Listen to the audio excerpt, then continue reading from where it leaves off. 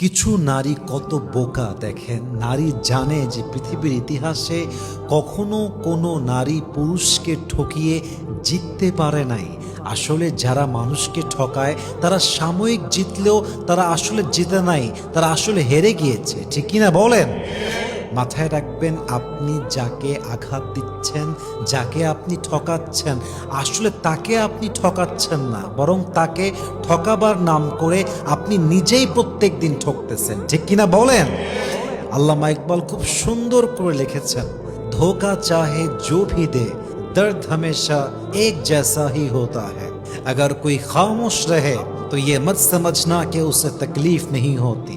अगर कोई खामोश रहे तो ये मत समझना कि उसे तकलीफ नहीं होती। खामोश रहने वालों का दिल भी बहुत ज्यादा टूटता है। अल्लाह सब कुछ सुनता है चाहे कोई कुछ भी ना बोले। अल्लाह सब कुछ सुनता है चाहे कोई कुछ भी ना बोले।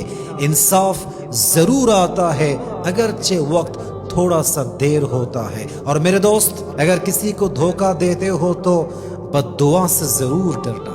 अगर किसी को धोखा देते हो तो बद्दुआ से जरूर डरना, क्योंकि बद्दुआ वो तीर है जो सीधा अर्श तक जाता है, फिर वो लौटता है मगर खाली हाथ कभी नहीं लौटता। অতএব যখন কাউকে ধোকা দিচ্ছেন, মাথায় রাখবেন আজকে ঠকাচ্ছেন, আগামীতে আপনাকে কেউ না কেউ এমনভাবে ঠকাবে আপনার পুরো জীবনটাই ধূলিসাৎ হয়ে যেতে পারে। ঠিক কিনা বলেন?